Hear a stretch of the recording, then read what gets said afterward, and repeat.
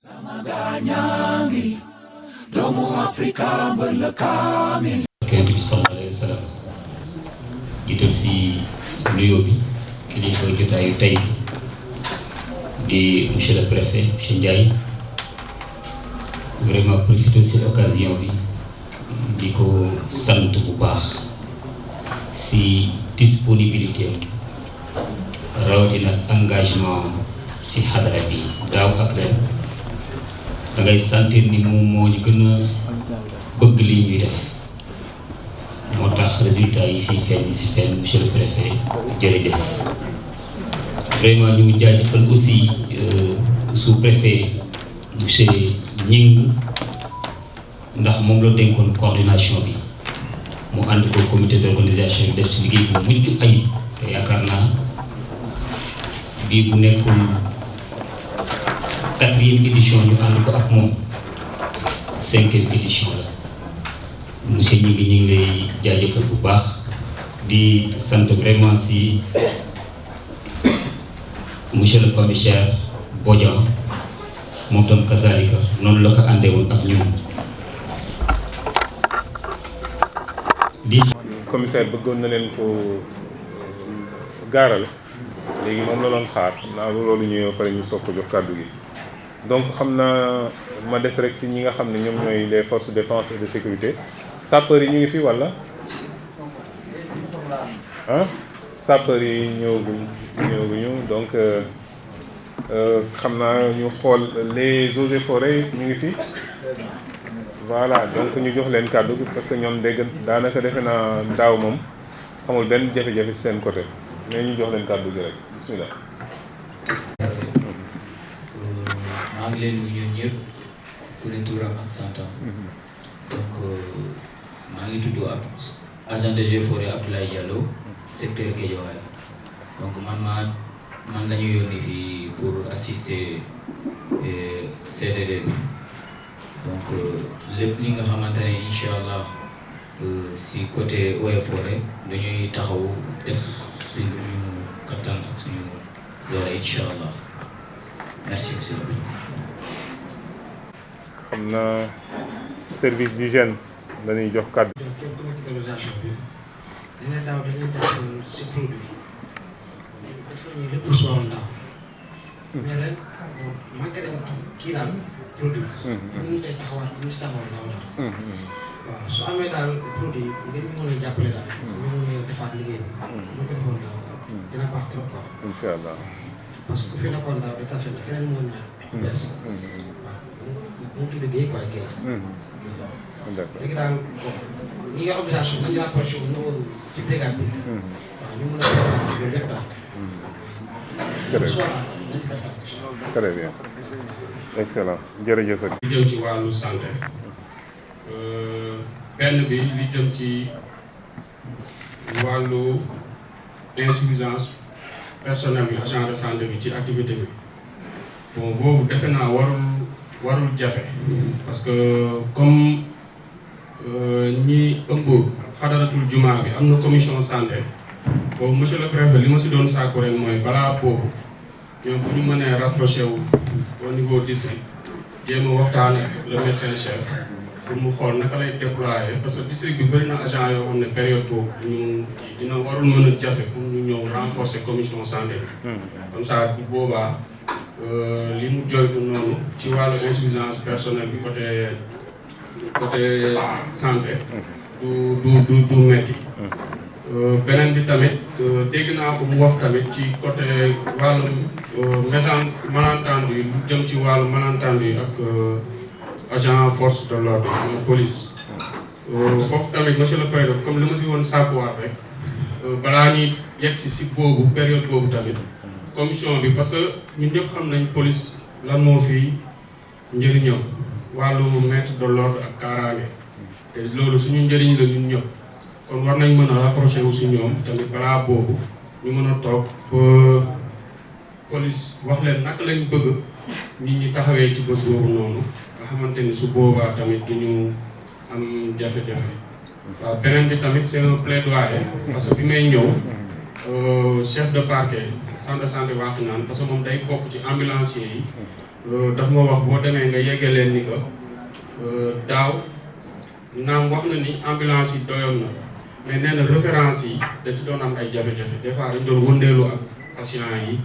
à ne pas finir ba su dañuy am problème daal te hôpital bu ñu dem dañ leen ni duñ leen jël waaw loolu la ma waxoon pour su ma ñëwee ma yeggeel la ko pour que vraiment ñu xool naka lañ ko mën a saafara parce que ça sert à rien nga jël malade teg ko ci ambulance yóbbu ko ci hôpital ñu dem hôpital bi delloowaat jërë ngeen jëf. jërëjëf. je pense qu'on y reviendra donc mën nañ jox kàddu gi ki nga xam ne moom mooy le commissaire pour que mu jox na aussi ces éléments d'appréciation par rapport ak li ñu fi jot a wax léegi commissaire central vous avez la parole. Monsieur le préfet maa ngi leen ziar di leen jox seen wàccuwaay monsieur le coordonnateur je ne connais pas bien la qualité du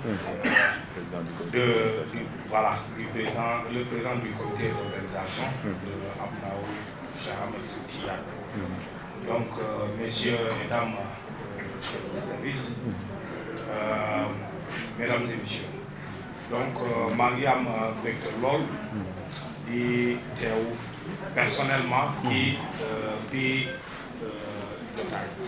c'est je pense c'est la troisième du genre bi ma nekkee fii ba léegi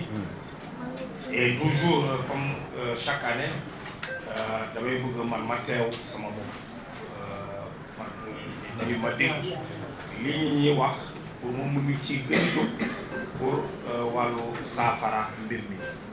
te maa ngi remercier vraiment ñi nga xamante ne ñi def toutes les critiques constructives ci wàllu sécurité bi waaw parce que kenn wax na ko fii l'œuvre humaine est perfectible lu ñu mënta def ci yéene bu sell toujours faw nga gisaat liñ ci yokk liñ ci gën a def ba mu gën a ñoom suñu mébét suñu pas-pas moo di li nga xamante ne événement bi ñu jëmal nii te mu nekk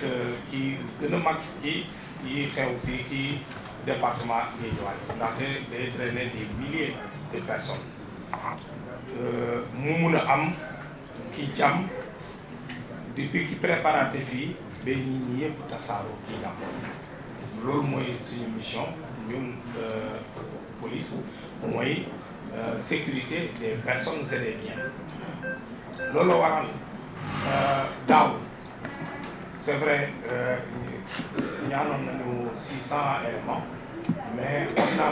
ay événements yi xewoon ba finalement 460 ñoo comme ni président comité d'organisation waxee mais ren dañu fas yéene gën a renforcer suñu dispositif bi comme suñu DG di inspecteur général Mame Seydou Ndour ni mu ko bëggee moo di gën a yokk nombre policiers mais loolu yëpp dafa dëppoo ci li ministre bi bëgg te fan yële déggoon ngeen ko moo di na kaaraange am fu nekk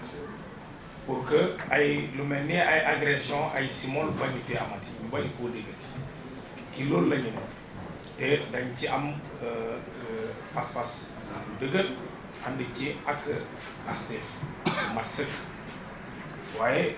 di lëkkaloo ak yéen pour que boobu objectif mun a am donc dam ci wax ay points yi ma jota bind saa la moo di li mel ni commençant par le préfet yow préfet bëgg naa véritablement nga saisir ma CUD bu ASP yi ndaxte dinañu soxla ay ASP pour fi nga xamante ne fi ñu war a def ay ressources humaines et matérielles ci wàllu police ñu defee ko feneen ASP yi téye ñu yee benn fan yi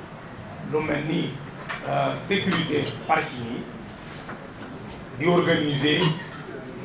di veiller à ce que ñi mun a stationner correctement parce que am na ñi nga xam te ne dañuy gaawantu rek xëy na dañuy ànd ak xanaa bëgg a teew bu leen dara rëcc dañuy gaare de sorte que fii ñaar oto mun a am place benn rek mooy am te am na anam bi nga xamante ne loolu la ñuy bëgg depuis daaw particulièrement ñu ngi ciy taxaw mooy oto buy taxaw wàccee client ba pare day gaare jàkkaarloo ak tali bi de sorte que bu nit ñi tasaaroo amul ay arrière parce que day am ay accident corporel ay matériel ay tout cela loolu yëpp mun na ñàkk te loolu bu ñu ko defee ci discipline ànd ak kii nos frères les ASP loolu mun na am donc préfet qu'il vous plaît de bien vouloir les requérir et les placer à notre disposition. Alors li nga xamante ne mooy cortège te loolu gis naa ko ba ma ci ñëw maa ngi leen fàttali ni côté BRT bi souvent ñi ñu bëri dañu fay groupe bu ñu fay groupe oto yi ñu ngi daw daaw jéeg amuloon ay BRT certainement ci bu ñuy def xadratu jumaa bi mais entre temps BRT yi commencé nañu exploitation bi et tout cela te ñi dañuy groupe ci rond-point bi bus yi dañu am ay jafe-jafe ñeneen ñi di xaar cortège justement ci wàllu cortège bi il faut que ñi ñëpp nangu ni mënuñu bokk ci cortège bi il faut que ñu réduire ko ay kilifa yu mag yi rek ñoo ci dugg ko bokk mais gis nañu ni ku nekk bëgg na ànd ak seen ñun te loolu mënul nekk cortège bi mu gën a gudd gën a jafe pour que ñu mënu ko orienté jël rythme bu baax bi ñeneen ñi di jëfee rek dugg ci biir forcer passage yooyu yëpp il faut que nit ñi accepter ni cortège officiel bi moom rek muy ñëw am na ñi nga xamante ne luñ ci jublu du leneen lu dul am place ci tribune officielle yi di profiter di buuxante sax ak kilifa yi ba ci kilifa diine yi pour ñu mun a am place ci tribune officielle te kii cortège bi war a jógee kër Aliou Sall ba kii stade Amadou Barry en passant par la Sénélec il faut que tali boobu di ñu bëgg ay auto di fay traîner yu dul ay auto sécurité waa santé waa service d'hygiène waa police ainsi de suite ak ay officiels yi nga xamante ne seen présence dafa nekk nécessaire ñoom rek ñoo fa war a nekk na ko ñëpp nangu noonu ci tribune officielle bi souvent dañ ci am ay jafe daaw jafe-jafe yu tar daaw jéeg dafa amoon un peu de tumulte et wax bi dafa xaw a bëri jusqu'à ce que ñu mën a koo maîtriser daaw nag am na ay amélioration yu bëri jóg nañu lëkkaloo ak waa comité d'organisation bi pour que lépp mënu ñëw parce que faw à chaque fois ñuy changer di améliorer di gën a améliorer ba lépp ñëw loolu mun na ne looloo tax ay dispositifs mixtes bu ñuy defee visite de prospection bi il faut que ñu defaat ko ren demaat foofu ci point bu nekk ñu mënu koo déterminer fii ay dispositifs mixtes la moo fa am plus particulièrement fi nga xamante ne foofu la kilifa yi di ñëw am na ñi nga xamante ne ci kilifa tijaan yi par exemple alkaati yëpp ñoo leen xam donte ay tijaan lañu mais il faut que waa comité d'organisation toujours ñu bàyyi ñu kenn ki nga xamante ne kii xam naa doomu diw ci kilifa diine yi ainsi de suite waa kër yi tout cela ñu mënu leen faciliter seen accès loolu moom mënul ñàkk am na ñi nga xamante ne ñëw nañu dañuy ñëw sans badge ñun nu ñuy def te xëy na xam nañu ni ay kilifa lañu donc il faut que waa comité d'organisation ñu nekk ci wetu ga ñu mun a nekk suñu intermédiaire entre le grand public qui bu ñuy def yeneen contrôle yi loolu waral ay spécimen de carte d'accès il faut que ñu teel a ko xam ñun bu ñuy def suñu briefing yi ñu won ko alkaati yi ñu mënu koo xam ñu mënu ko gën a maîtriser nii alors donc am na ay points yi nga xamante ne yooyu moom comité d'organisation ngeen xamal ñu ni bii place bugg nañu ay policiers ñu teewal ñu fii comme côté fu ñuy toggee parfois am na ñi nga xamante ne amuñu dara lu ñu fay def lu dul di tourner di tourner donc ngeen bëgg a sécurité côté boobu yéen a ñu wax li ngeen bëgg ñun ci loolu la ñuy doxee yooyu ndigal la ñu am ci suñu kilifa yi yu mag yi donc li nga xamante ne mooy carte yi ngeen def ay carte yi nga xamante ne ñu bañu ko di koy dupliquer yu bëri yéen ay maîtriser yooyu carte ñun spécimen rek la ñuy soxla pour ñu mun a xam léegi nag il faut que ngeen limiter le nombre de places ci tribune officielle bi en rapport avec la capacité d'accueil bu fekkente ne tribune officielle bi 20 lay jël maanaam ci misaal rek ngeen indi ay 30 ay 50 ay 60 problème day daal di am donc loolu yëpp il faut que ngeen dimbali ñu ci xam naa ni parfois incompréhension day am même entre kii sëriñ ak soxnaam doom ak baayam wala yaayam yooyu yëpp day am mais bu ñu waxtaanee dinañuy jublu donc loolu bu amee problème toujours les points focaux yooyu lay désigner commandant adjoint mu ngi nii bu Guédiawaye commandant bu Golf mu ngi nii commandant Ndoye mu ngi Maroc ci wàllu kan donc dina ñëw et il est très engagé pour la réussite de l'événement. Donc dans ce cas-là ñoom ñooy premier point de contact ngeen woo leen bien entendu am na ñi nga xamante ne dañu ko souligner sax moo di problème de liaison téléphone tout ça parfois opérateur rajo yi. yàlla may ñooñu chance ñooy abrité événement bi ñaan yàlla may ñu àgg si jàmm yàlla def ci ndox bu ëpp yi fi daan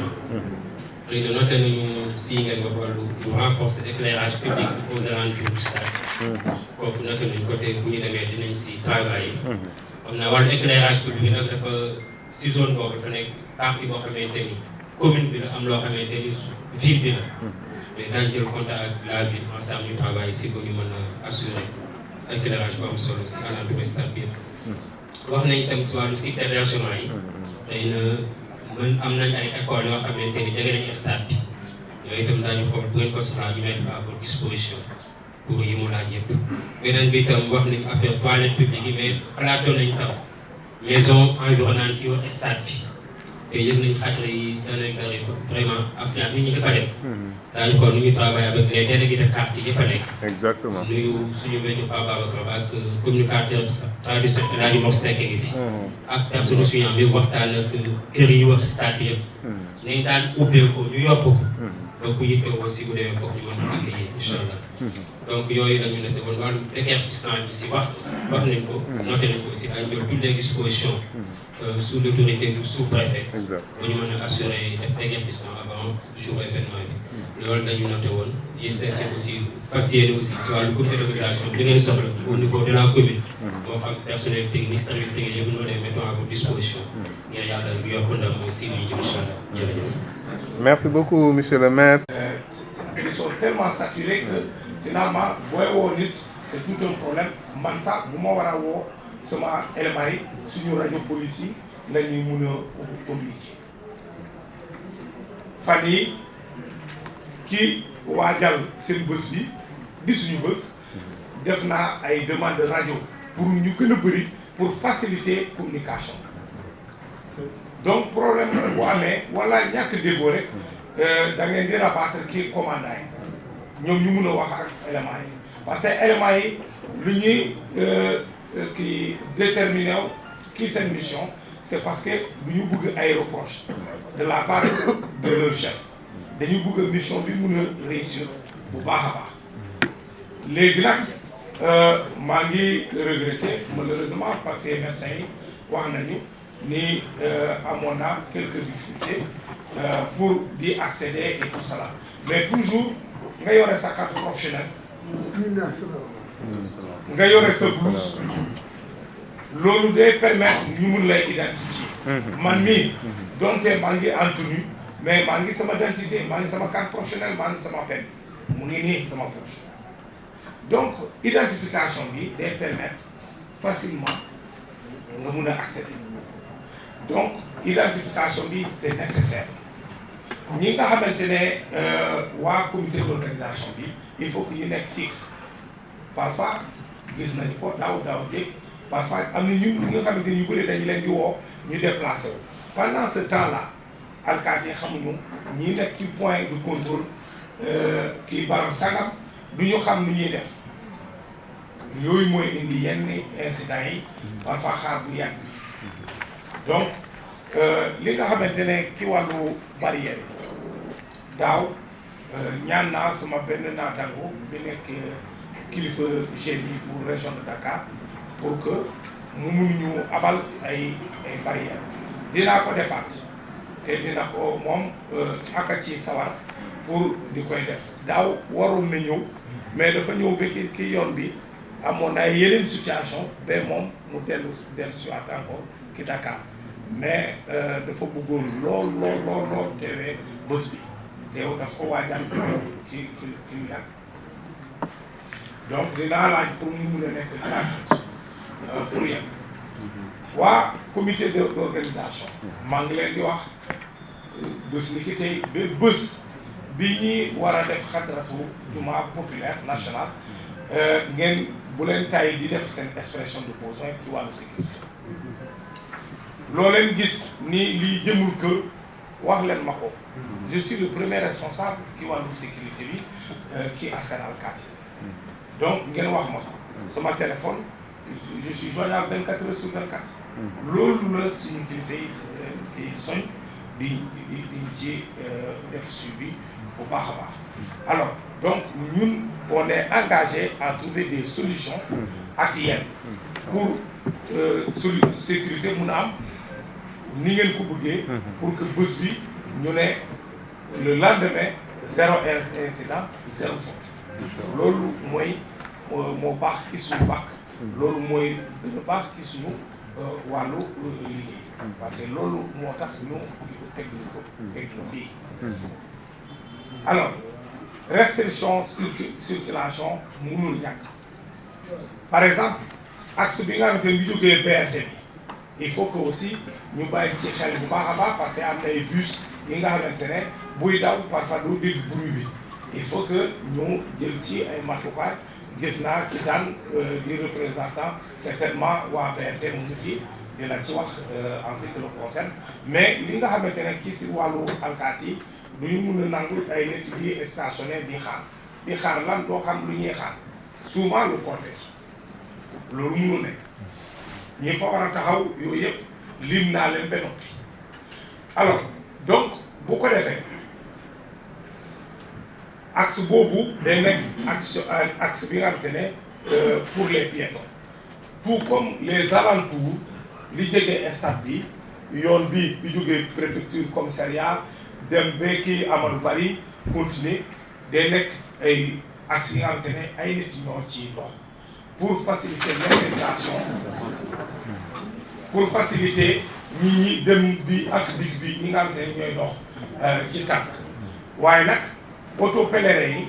dinañu leen bàyyi ñu ñëw les transports en commun faw ñu wiiri ñu def leen ay déviation te ñu gunge leen ci déviation boobu ba dem dig bi mu mun a am sans problème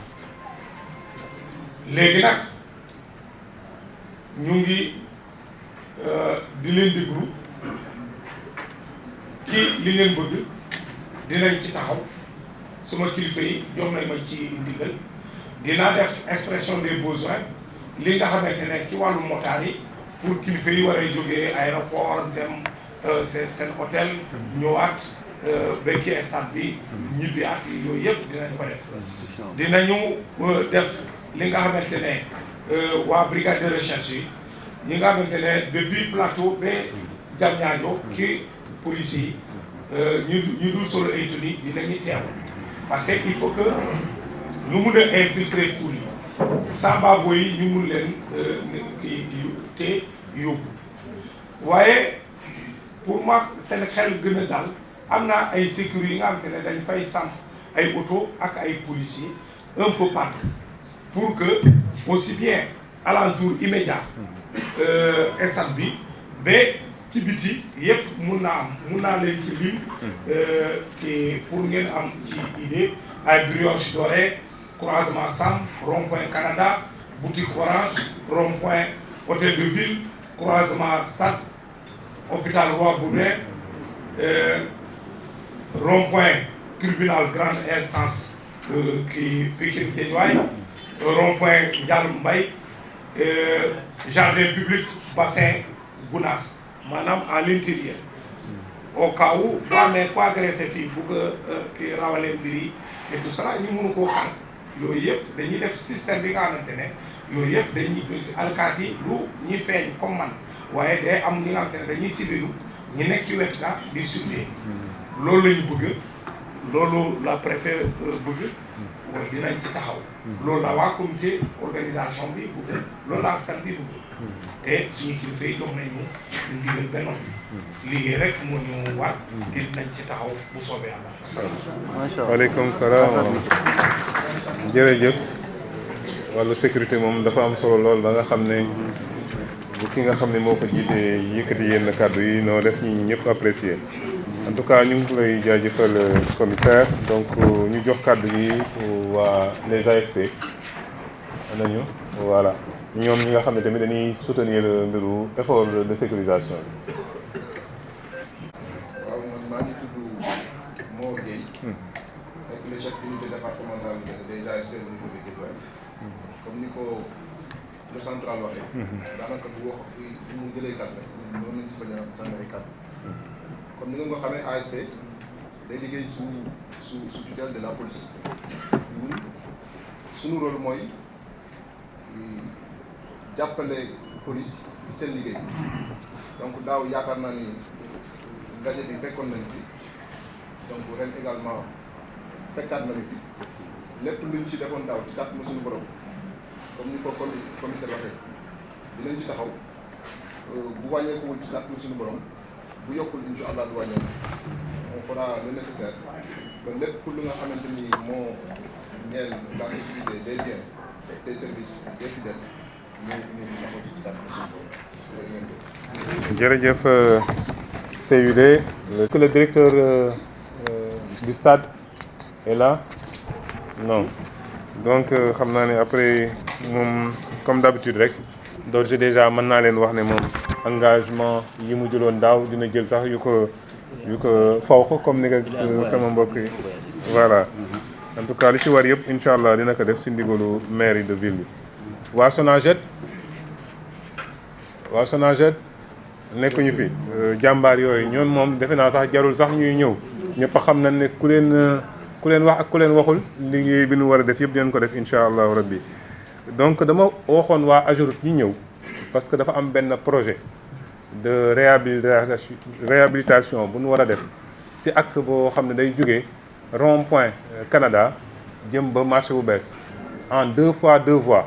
donc tali bu am solo lan nar a am foofu incha allahu rabbi yàlla nañu si yàlla yóbbu ak jàmm ak salaam mais ay travaux la yoo xam ne dafa war a jaar foofu et normalement première phase bi diggante rond-point Canada la ba daanaka fi ñuy waxee comment dirais-je pense que Sonatel bi ou bien même ba préfecture ñàkkul ne dinañ tàmbali sous peu mais dinañ réunir les conditions ba nga xam ne daal du ñu gêner benn yoon li nga xam ne moom mooy xadra bi loolu moo taxoon ma bëggoon ñu ñëw fi ñu teew fi wax ñoom tamit lan ak lan nar a def ainsi que waa Promoville parce que projet boobu sax normalement Promoville moom moo ko war a dérouler xam naa ne le moment venu dinañ si ñëw lu mel ni CRBC ñi nga xam ne ñoom ñoo réalisé woon BRT bi aussi dama bëggoon ñu ñëw pour que lu ñu leen soxlaa rek ñoom ñu mën si waajal seen bopp.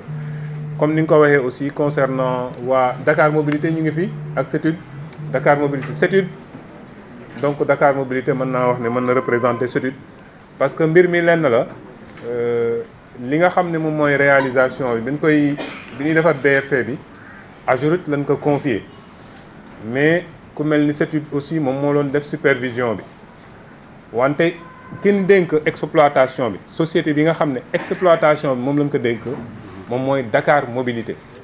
Voilà donc moom moo am responsabilité normalement si bus yi donc xam naa ñu jox leen kàddu gi pour que ñoom aussi ñu wax ñu ban dispositif la ñuy mettre en place pour pouvoir soutenir en tout cas l'organisation de cette activité kàddu gaa nga présenté. daanaka lu may wax mooy am na lu mat ñeenti at ak nii ñuy ànd ak xadara jumaa bi. di nga fekkee di ci teew. dispositif yëpp ñu daan jël daan jël. mais daaw dafa dogal ni dama amoon gàllankoor ba man fekkee moo tax lu woon daaw mën ma cee aju dara mën ma cee wax dara ndax fekkee wu nit ñi nag sooy wax da ngay wax loo fekkee. mais dispositif yëpp yu ñu daan jël. incha allah dañ ci jéem a dem waxtaan ak suñu patron yi. ndax lii suñu bës la. même bu dul dara ñun ay taalibe lañ. ci dëgg leen bokk. te dañ ci daan taxaw ni ñu ci war a taxawee. kon boobu comme taxawaay boobu ñu daan taxaw rek dañuy continuer di taxawee ci at bu nekk def ci luñ ci mën. ci wàllu toilette mobile bi la ñëpp di wax surtout toilette VIP yi soo xoolee ONAS amul du structure boo xam ne dafa yor ay toilettes yu mu teg yoo xam ne pour ku ñëw rek mu jox la ko dañuy def demande yi suñ defee demande yi ñu jàllale ko ñu dem xool suñu structure yi nga xam ne ñooy suñuy li ñuy liggéey lool ñu jéem leen demandé ndax ñoom nit ñu mën a jox ay toilettes moo tax it damay wax préfet soo mënee xool feneen ki nga xam ne peut-être yow mën nga demandé ñu demandé ñu xool surtout yu VIP yi nga xam ne moom ngay gën a soxla presque ñun dañuy demandé rek. te nit kuy demandé tamit dañ lay jox la plupart VIP yi léegi-léeg duñ ko am. ak yii yëpp da ngeen ñu koy demandé mais mosuñu koo am.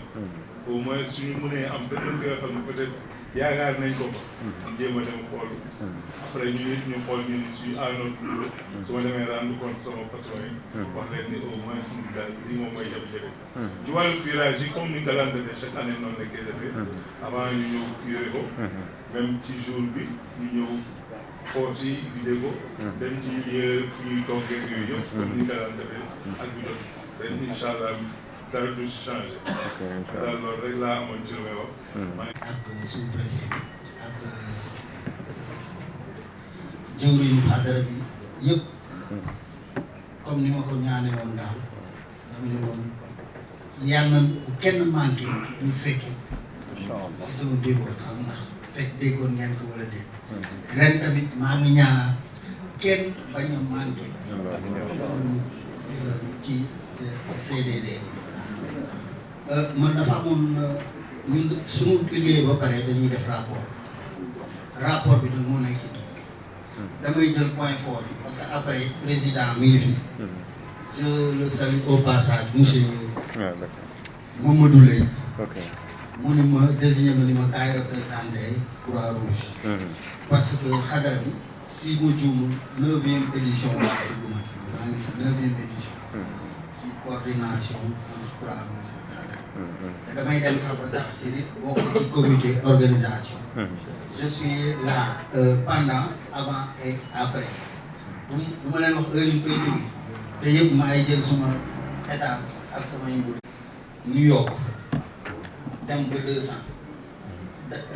daaw ñu def 253 mais boolewuñu si équipe technique bi coordination départementale bi ak ñeneen ñi 253 éléments lañ def Guédiawaye kese indi 92 personnes. Secours Pikine jox nu 46 Kër Massar jox nu 36 département juste 42 beneen équipe Pikine bu nga xam ne ñoo yore ambulance yi ñooy équipe de secours indi ñaari ambulance ak 12 éléments yoo xam ne urgence la mooy waa APP bu leen indee Dakar tamit indi 25 secouristes ak matériel ñun ñu daal di def demande comité national mu jox nu matériel ñu diviser que 3 équipes de soins benn premier de soins benn bi évacuation benn bi triage parce que ci biir Croix-Rouge am na infirmier am na assistant am na tout ce qui est sanitaire léegi ci organisation couverture médicale bi dañ ko diviser 10 zones zone bu nekk ñu def fa 15 secouristes boole aussi des supervisions donc sur le nombre de victimes nous avons eu pas total global totalisé 412 victimes dont 318 femmes 94 hommes. Type de cas rencontré, essoufflement, céphalée, mal de cœur, plaie, crise émotionnelle, moi aussi 85, crise convulsive, crise asthme, traumatisme, réanimation, 4, avec perfusé 10 personnes, fracture, 20 femmes de fracture évacuées. Donc, si crise convulsive, moi ba nga xam ne dañuy soxla ambulance médicalisée yi fi ñu leen positionné woon baaxul pour ambulance yi génn comme sotti ba si kaw ren suñu demetee visite technique franchement nañu xool nan la ñuy defee orientation wu sorti ambulance médicalisée yi mooy war a oxygène am na si boo xam ne dafa crise asthme désaturé ba 50% ñooñu nag ñooy suñu cas ñun sax foo ko noonu kooku balay yegg sax maare day si ñu dégg fi cas lu kii musul dégg te ñaanuñu. Donc, sur les détails d'intervention, on a eu presque 74 personnes traitées, dont 54 filles aussi et 20 garçons. Réanimation filles, 4, 10 perfusions, 18 crises, avec une dame qui est facturée. mooy mu gën leen may kantan ba ren aussi ñu def lu raw li ñu defoon daaw donc waa ñi nga xam ne ñoom ñooy nekk ci l'union surtout par rapport à la sensibilisation. Donc pour que ñu mën a libérer espace bi ak lépp loo xam ne tamit mën nañ ko def parce que c'est village artisanal bi aussi est plus ou moins à côté donc xaw ma ndax Moussa dama lay jox kàddu wala jaayoo ko ma jox la waaw barkeelu rapidement rek egg nañ ci cëppaandaw li ci li nga xam ne moom moo ñu fi dajale woon tey jii defe naa ñun ñëpp xam nañ dayoo bés bi xam nañ aussi ne dafay laaj organisation bu mucc ayib pour que véritablement lépp luñ ci war a def rek ñu mën ko ci def ba nga xam ne du doonu benn lor ci benn wàll et mbir mi nga xam ne moom la ñuy jëkk bàyyi xel moom mooy li nga xam ne moom mooy sécurité bi te defe naa bi ngeen déggee ki nga xam ne moom mooy monsieur le commissaire central de Guédiawaye defe naa wan na ne engagement bu mat sëkk boo xam ne nar na ko def mook ak njabootam gi nga xam ne ñoom la nar a mobiliser sur le terrain donc lépp loo xam ne war nañ ko jël ci mesure ak ci coordination bu jaar yoon incha allah rabbi loolu dina ko def mais comme ni ñu koy defee aussi dafa am yenn yoo xam ne yenn travaux yoo xam ne dañ ko war a def avant ñu koy ñuy dem ci bés bi comme ay visite de prospection ak yu mel noonu moo tax nag il faut que ma jox kàddu gi ki nga xam ne moom mooy le sous-préfet te coordination bi li ci gën a am solo il faut le reconnaître moom moo koy def ab day dem sax ba mujj gi sax dafay créer benn groupe WhatsApp boo xam ne daanaka képp koo xam ne bokk na ci mbir mi rek da ko ciy boole ba daanaka chaque fois ñu ngi koy suivre au jour le jour ba ñuy egg sa bés ba moo tax nag dama koy jox kàddu gi rapidement moom mu wax li nga xam ne moom lay mettre comme dispositif et après par la suite ma jéem a tënk li nga xam ne moom mooy jotaay bi. ñu nuyu ku ne ci turam ak santam jiital ci monsieur le préfet ak l'ensemble des chefs de service yi fi nekk collectivité territoriale yi mais aussi nuyu le comité d'organisation bu ñuy tuddee Khalifa Sylla mu yóbbaale ñi ci des ñëpp ci góor ak jigéen préfet comme ni ñu ko waxee rek je pense que lii moom ñu ngi ci bëgg ñu doon am toute expérience sànq wàññi woon naa ko def ko 4 mais nekk 5 la 2022 laa ci commencé liggéey ba je pense que ren buñ ci yàlla yóbbu ak jàmm 2026 pour le décompte bi soo ko defee day nekk kon juróomi at yoo xam ne suñu borom mi ngi dogal ñu nekk ci coordination li ñu jafe-jafe nag yoo xam ne préfet dañ koy am yoo xam ne bu ñu nemee ci terrain bi dama ci relever rek ñett yoo xam ne nii dañuy dem si terrain bi dem xool mais dafay mel ne à chaque fois bu ñu retourné waatee day mel ne du ñu am solution te bu njëkk bi mooy wax nañ ko sànq dañuy seetlu ne am na ay toilettes yoo xam ne dañuy ne ci biir stade bi te du ñu fonctionner foofu aussi il faut ñu bàyyi xel parce que chef de service yi demuñ ko koy di raxas ay toilettes loolu il faut que ñu relever kenn ku nekk lan mooy sa responsabilité service d'hygiène bu ñëwee dafay désinfecter traiter mais ñëw fa pour raxas ko sapeur pompier bu ñu fa ñëwee Khalifa wax na ko sax dañuy ñëw jet yi ñuy def pour lënd yi ak yenn saleté yi nekk ci kaw ñu mën ko dindi mais du pour raxas ONAS bu ñëwee c'est pour ñu vider def le curage mais du pour raxas kon pour que toilette yi mën a baax normal loolu stade bi responsabilité ñoom la ñuy ci war a mën a dimbali kon côté boobu su toilette amee yoo xam ne rek am na jafe-jafe rek c'est parce que dafa am côté boo xam ne foofu la amee jafe-jafe donc ñi nga xam ne ñooy responsabilité stade bi ñoom ñoo war a dimbali ñu ci loolu parce que service yi bu nekk dafa am lu la fa yóbbu loo xam ne moom nga war a def kon côté boobu ñu insister ci ñu dimbali ñu ci bu baax a baax a baax beneen bi mooy aussi ONAS mooy que ne gis nañ ne aussi bon peut-être comme ni ko sëñ bi waxee sànq moom c'est vrai que daaw gisuma ko woon ci liggéey bi waaye dañu seetlu ne foofu aussi jafe-jafe bi ñu am mooy dinañu dem ci visite bi ñu xool lépp ba pare mais curage bi duñ ci am jafe-jafe mais xam nga stade bi dañu seetlu ne dafa nekk ci benn point boo xam ne foofu dafa ndox dafa bari ce qui fait que fosse yi nga xam ne moom moo nekk ci toilette yi foo fekk dafay am remontée donc fosse yi boo ko vidé woon léegi rek mën naa am balaa gannaaw suba day feesal donc loolu aussi il faut que ñu jëm ci xalaat ba nga xam ne même bu fekkee ONAS def na une première intervention peut-être xëy na ñoom du ñu mën a ñëwaat waaye nañu xam ne saa bu ñu vidé avec la remontée de la nappe fosse yi dafay gaaw a feesal donc Khalifa maa ngi ciy joxe benn xalaat am nañ fi ay entreprises yoo xam ne ku mel ne Vicas avec Ibrahima Sow nga xam ne taalibe la te ci loolu lay liggéey bu ngeen ko mënee saisir ngeen wax ko ba nga xam ne bu ñu demee ba ONAS bu fekkee def na intervention peut-être defaat ko te remonté di tax fosse yi fees ñu am koo xam ne tamit dina mën a ñëw jël le relais mu mën ñu dimbali pour que douche yi aussi mu bañ a di fees ba nit ñi duñ ko mën a utiliser côté boobu dañ ci am jafe-jafe beneen bi ñuy am jafe-jafe aussi mooy les points d'eau boobu également je pense que ne madame Cissé bi mu waxee sànq ni sama xalaat dafa mel ne on s'est trompé peut-être d'interlocuteur parce que gis nañ ne avec Sen'Eau dinañu dem ci visite bi dina am ay points yoo xam ne surtout yu nekkee côté bële foofu yomb na parce que dafa exister ba pare mais li nga xam ne moo wër stade bi ba nga xam ne taalibe yi comme ni ñu ko waxee dafa doon bis boo xam ne dafa ànd ak sellal kon nit ñi dañuy soxla saa boo yëgee ne war nga yeesal sa njàpp nga mën a am un point d'eau accessible boo xam ne di nga fa mën a yeesal sa njàpp te bu fekkee ne ci camion bi citerne yi la déjà fi ñu leen di prépositionné rek ci biir stade bi rek fi ñu leen di xaar man moom sama baat bi xaw naa xamatee fii kon grave batterie bi faible léegi bu dee camion yi la déjà ñun dañu am problème fu nit toog kon camions yi même bu fekkee ne dañ leen a dugal ci biir stade bi sax dañu am problème parce que fu ñu leen di teg ak nan lañ leen di saytoo ba nit ñi mën koo di jëlee ndox mi foofu di jàpp je pense que les points d'eau ñoo gën a simple parce que benn affaire la bu ndaw rek boo xam ne dañ koy def raccordement yi mu wër stade bi ba nga xam ne nit ñi nañ ci mën a def foofu aussi li ma ci xalaat mooy su fekkee ne en fait parce que wax na ne nañu bind SONES kon dafa mel ne tout ce qui est installation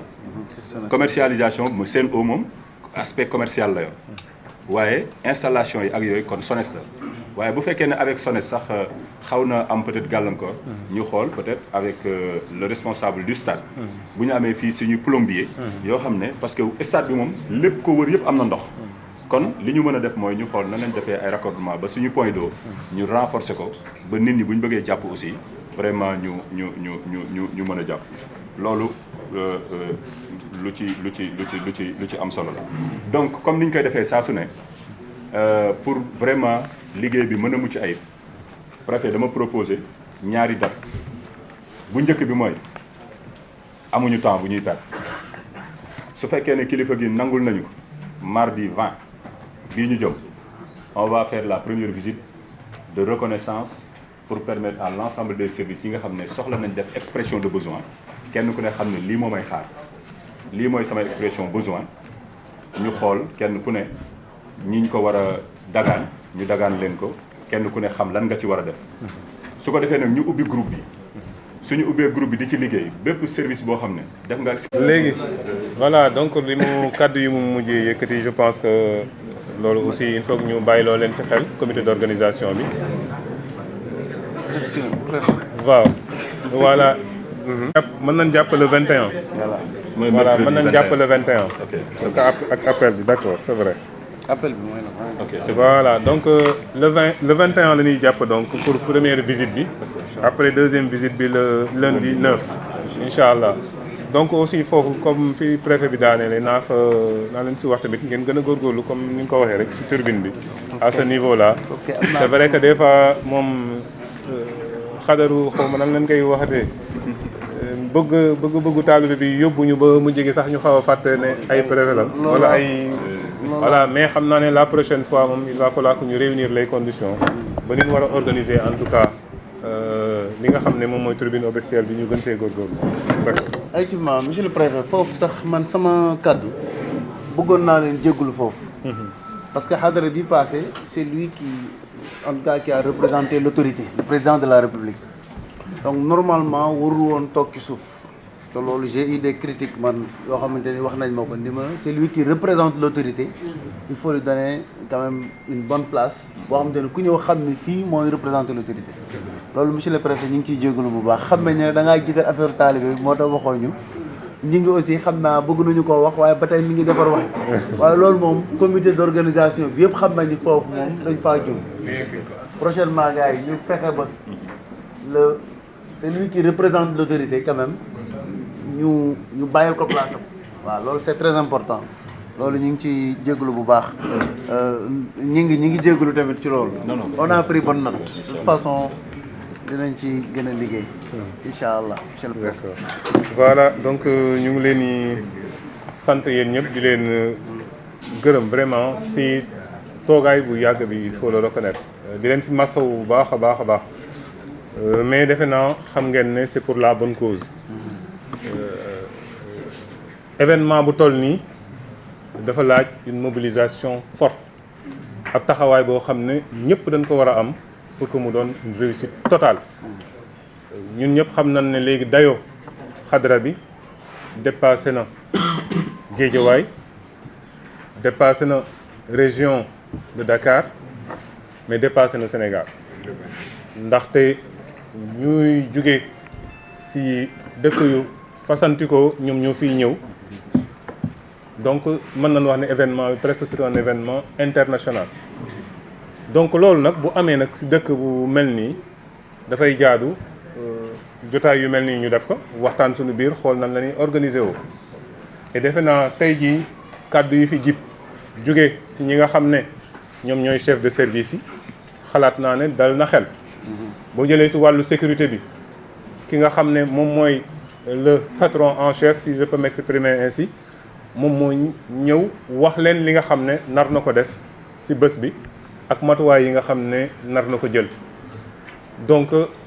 ay kàddoom rek war na doy pour que ñu xam ne en tout cas lépp lu jëm ci wàllu sécurité incha allahu rabbi dinañ ko matal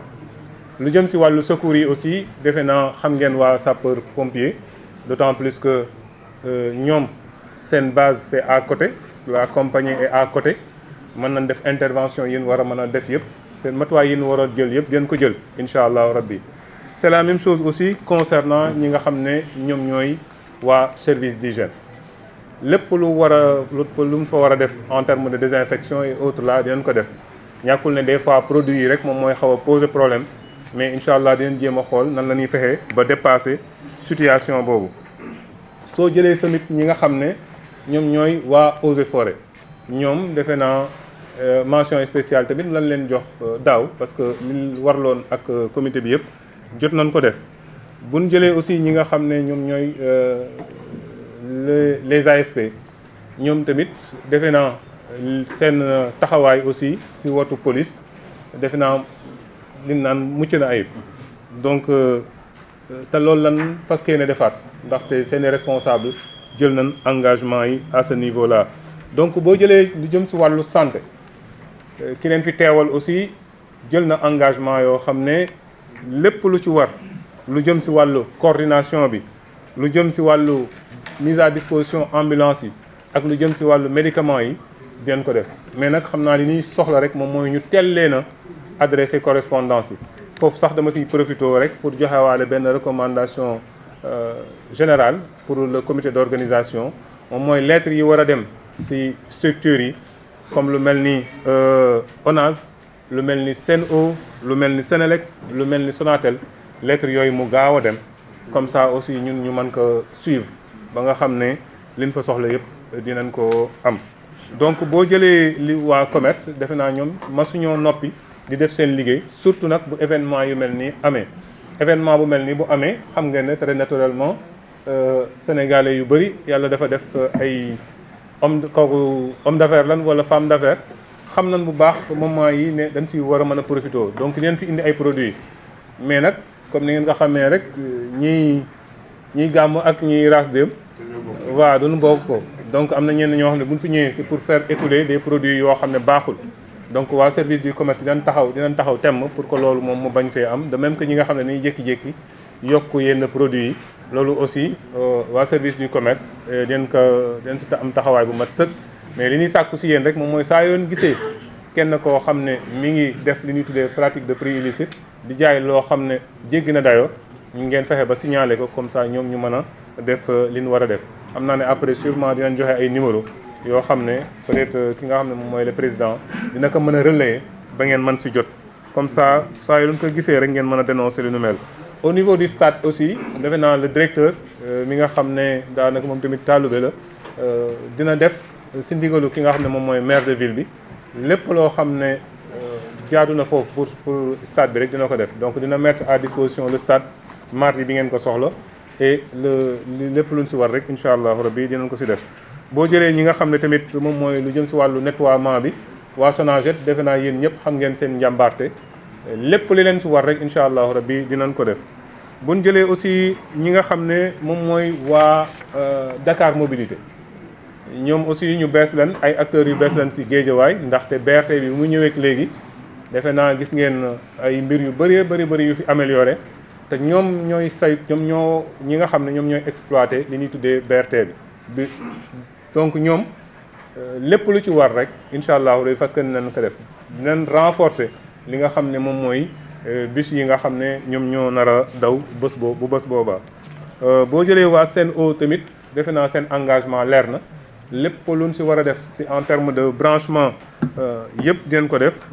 aussi bien si cuisine bi que si site bi en tant que tel. donc waa Senelec moom defe naa jarul ñuy si sax wax parce que ñoom seen dispositif nee na déjà mu ngi foofu waaw li ñu war a def yëpp daanaka dañuy ñëw rek defaraat ko rek branché rek wàcci et ñu mën a def les branchements nécessaires. hors délestage bi aussi fas yéene nañ ko def si ni mu gën a jàppandale. donc lu jëm si wàllu ay mise à disposition aussi d'équipement loolu aussi pare nañ si lépp loo xam ne yore nañ ko ñoom ñu mettre ko à disposition. c'est vrai que y a les projecteurs mobiles yooyu aussi xam naa ne ñu teel a def rek la correspondance adressé que seeni supérieurs yi pour que ñoom ñu mën a mobiliser wu def le nécessaire. boo jëlee aussi waa Croix-Rouge defe naa waa Croix-Rouge yéen ñëpp remarqué ngeen defe naa ñoom bi ñu defee seen exposé ba pare yéen ñëpp a tàccu parce que gis ngeen taxawaay bu mucc ayib aussi bu ñu am donc ñu ngi leen si félicité di ñaan yàlla ñu defaat lu ñu mel wala lu ñu raw pour mën a taxawu askan wi. ndaxte bés la boo xam ne nit ñi du toujours ñëpp a mën a téye seen sago si je peux m'exprimer ainsi parce que ay jotaay yu xaw a yéeme la. parce que koo xam ne da ngay jokkoo ak sa borom waa nit lu nekk mën nga ko manifester donc moo tax nag il faut que ñuy bàyyi xel nit ñi seeni comportement képp koo xam ne rek mën na si nekk en situation de danger ñu mën a gaaw a intervenir pour jàppale ko secourir ko. ñi nga xam ne tamit ñoom ñoo nekk moom mooy les opérateurs télécom ñu gën si ràññee waa Sonatel ñoom aussi fas yéene nañ jël ay matuwaay yu mat sëkk pour que vraiment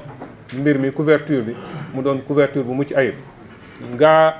daaw xawoon nañ am yenn jafe-jafe mais incha allah bi fas yéene nañ yokk li nga xam ne moom mooy seen doole si mbir mi ba nga xam ne jafe-jafe yi amoon daaw duñ koo am. donc noonu laay def di gërëm ñi nga xam ne tamit ñoom ñooy la presse locale ndaxte defe naa ñoom ñooy suñuy partenaires yi nga xam ne vraiment lépp luñ fiy liggéey ñoom dañ koy relayer ni mu gënee te donc ñu ngi leen di sàkku si ñoom ñu jàppale ñu surtout si sensibilisation bi par rapport ak nit ñi par exemple pour BRT bi nit ñi leen siy traversé loolu mën ngeen si def yéen ak comité d'organisation bi ay spot de sensibilisation pour que BRT bi véritablement ñu bañ si di si traversé ba créer des situations de danger loolu moom surtout waa comité d'organisation bi laa koy sant parce que xam naa ne ñu ngéeju lan ñu xereñ lan si wàllu lu jëm si wàllu réseaux sociaux yi donc xam naa ne mën nañ si def liggéey bu mucc ayib boo xam ne den si profito def link bi sensibiliser si xadra bi annoncé ko mais aussi waxaale nit ñi aussi ñu xam ni ñuy comporté woo ni ñuy traversé li nga xam ne moom mooy BRT bi li nga xam ne moom mooy couloiru BRT bi donc xam naa si ñi nga xam ne ñoom laay mujjeel moom mooy d'abord les autorités territoriales la ville defe naa la ville même bu teewulee ñun ñëpp xam nañ ne mbir mi mbiram la donc ñoom dinañ jël matuwaay yi nga xam ne moom moo ci war ba nga xam ne lépp dina jaar yoon c'est la même chose aussi concernant les autres communes surtout commune bi nga xam ne moom moo ñuy dalal moom mooy Sam Notaire ñoom dinañ jël seen matuwaay surtout lu jëm si wàllu éclairage public bi dinañ ko renforcer et c'est sûr et certain que dinañ jéem a xool naka la ville nan la leen di ñëwee renforce jàppale leen de même que waa Sénélec ñu jàppale leen ba nga xam ne éclairage public bi dinañ ko gën a mën a renforcer pour assurer mieux la sécurité dans la zone. donc loolu laa amoon si lu mooy wax je pense que ONAS jot naa ko tudd ñoom aussi dinañ def li nga xam ne moom la ñuy xaar si ñoom gaa daaw xawoon nañ am yenn jafe-jafe si toilette mobile yi mais ren bu leen teelee bind ñàkkul ne dinañ trouver moyens yi ba mettre à notre disposition ay toilettes mobiles pour que mu mën a jaar yoon. donc si ki may mu jël moo nga xam ne moom mooy le grand coordonnateur u mbir mi moom mooy le sous-préfet de Sam Notaire moom laa nar a dénk li nga xam ne moom mooy coordination directe bi si je peux m'exprimer ainsi moom moo nar a def loolu lépp coordonner service chef de service yëpp pour que vraiment lépp mu jaar yoon ba nga xam ne benn jafe-jafe duñ ko am si organisation bi en tout cas loolu lañ bëgg mais nag comme ni ko sànq monsieur le commissaire central waxee mbiru nit moo doon loo xam ne manul mat sëkk chaque fois borom bi donc moo mat donc moom noo def moo am yenn yoo xam ne dina xaw a sooxe tuuti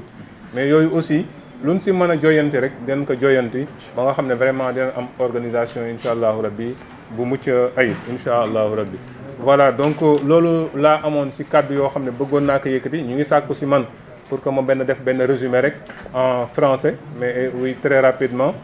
donc nous nous sommes réunis aujourd'hui dans le cadre du bi nga xam organisé par l'association Hadratou Abnaou Hadratou Tijaniya et dans ce cadre-là nous nous sommes réunis pour définir véritablement les voies et moyens nous permettant d'avoir une organisation véritablement réussie de cet événement majeur. C'est un événement, nous tous nous savons que un événement qui dépasse véritablement aujourd'hui le territoire sénégalais parce que nous recevons des hôtes venant de plusieurs pays. Ce qui fait qu'aujourd'hui, c'est devenu véritablement un événement international et il faut le reconnaître comme tel. Et c'est pourquoi tous les acteurs concernés, surtout les chefs de service au niveau en tout cas de Guédiawaye, ont pris les engagements nécessaires pour pouvoir arriver à une organisation exceptionnelle et une organisation réussie de cet événement. Et à ce niveau-là, le premier secteur qui nous a intéressés, c'est le secteur de la sécurité. Donc à ce niveau-là, le responsable en chef, le commissaire central de Guédiawaye, a pris certains engagements qui devront nous permettre véritablement d'assurer la sécurité aussi bien avant, durant et après l'événement. Parce qu'il va mettre un dispositif assez robuste nous permettant véritablement de prévenir toute menace. Et il sera très naturellement soutenu dans ces efforts-là de sécurisation par les autres forces de défense et de sécurité, à savoir les sapeurs-pompiers, de même que les corps paramilitaires comme le service d'hygiène et les ASP. En tout cas, tous ceux qui sont concernés par rapport à la sécurité, ils feront le nécessaire en tout cas pour que ça soit véritablement un événement sécure, comme on dit. Après cela, il y aura en fait il y a les autres chefs de service, à savoir surtout ceux qui sont au niveau de la santé, qui ont pris les engagements aussi nécessaires, nous permettant véritablement d'aller vers une organisation réussie en fait de cet événement. Et je ne vais pas citer en fait l'ensemble des autres acteurs. Je pense que vous les connaissez tous, ceux qui sont au niveau au niveau de la télécommunication, comme la Sonatel. Je pense qu'ils vont prendre les dispositions nécessaires pour densifier véritablement le réseau. Parce que l'année dernière, on avait quelques soucis dans les échanges communicationnels. Donc c'est pourquoi cette année, nous allons en tout cas aller dans le sens de densifier le secteur pour que véritablement la communication soit assurée et soit correcte à ce niveau-là. Donc concernant aussi Sen'Eau, Sen'Eau va faire les branchements au niveau des cuisines et au niveau aussi à l'intérieur même du stade. Donc toutes les dispositions nécessaires seront prises à ce niveau-là. La Sénégal dire et remercier en tout cas tout le monde et vraiment souhaiter que cet événement puisse se dérouler sans aucun problème. Et à ce niveau-là, il faudrait que tout le monde s'engage et reste déterminé pour que ça soit une réussite. Parce que c'est un événement, comme je l'ai dit, qui est suivi un peu partout, pas seulement au Sénégal, mais à travers le monde. Donc il est important que nous posons les actes qui puissent nous permettre de sortir une image véritablement reluisante, en tout cas, de notre pays. C'est pourquoi toutes les dispositions seront prises par rapport